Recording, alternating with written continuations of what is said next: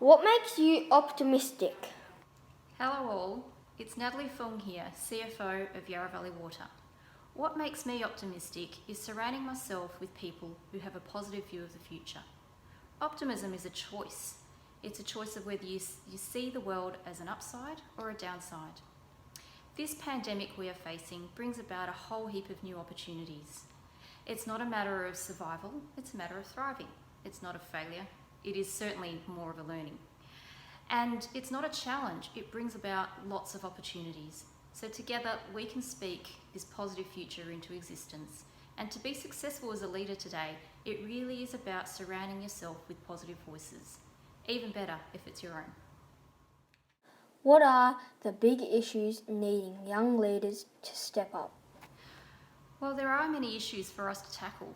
And what I find really helpful are the Sustainable Development Goals, which serve as a reminder really of what's important to us as a human race. There are 17 Sustainable Development Goals, and it kind of acts as a blueprint for me in terms of guiding us towards a better future, a more sustainable future for all of us. And businesses now are having to think beyond just the financials. So they're having to think about the decisions and the choices that they're making and really justifying what value they are creating in an economic, an environmental and a social sense. So Australia is currently ranked 38th of around 162 countries around the world with its progress on the Sustainable Development Goals, and there's certainly more work that can be done. Some of the areas of challenge include the all-important topic of climate change, and we know that there certainly is more that can be done by businesses to contribute towards a much more energy efficient, environmentally friendly, a more sustainable world. And what policies do we need to be able to support that in our country? Then there's the all-important topic of gender equality as well. We know that more diverse voices at the table, having greater women participate and influence in decision making and choices that businesses and organisations make in leadership roles can make a difference. Good for people, good for performance and good for planet. And last but not least in my mind, there is one other area which is important for us at the moment, and that is the topic of responsible consumption and production. It's something that we all as consumers in our everyday lives can influence, and it's something that businesses need to be thinking about when it comes to what they bring to the table. How did your young leadership set you up for what you are doing today? Yes, that's a great question. I've always been a bit of a risk taker, so embracing new opportunities and having the breadth of roles in my career has really put me in good stead for where I am today.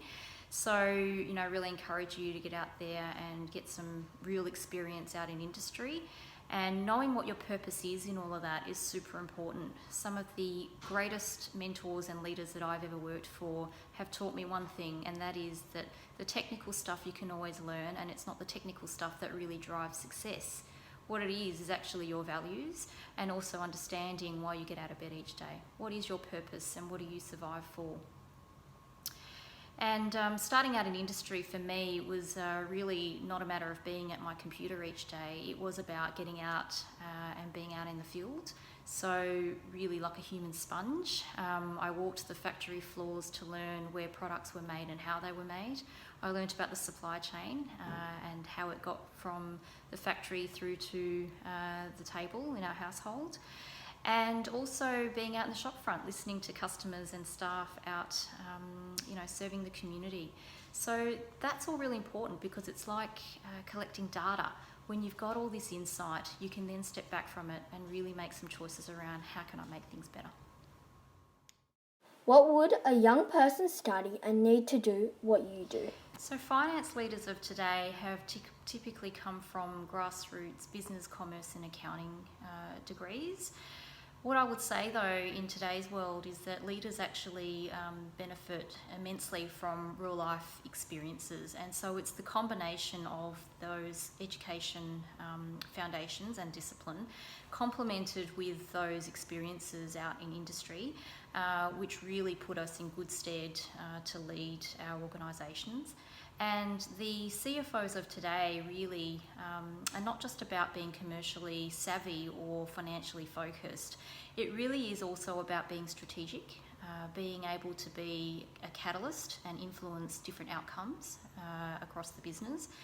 And it's something that requires great communication skills and people skills. And so you need to be able to be in a mindset of stepping away from your office and being a business partner to the organisation, having a seat and a voice at the table.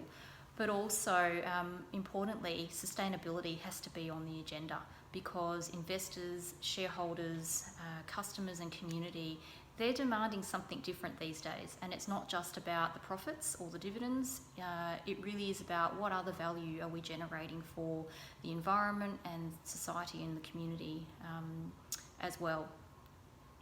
Most importantly in all of that, it's to be true to yourself. So what I've found really helpful is to stay human and be authentic in your leadership. If you can be yourself throughout all of this and stay true to your passion and what your values say, then it will put you in great stead. Well, it's a huge thank you to Natalie.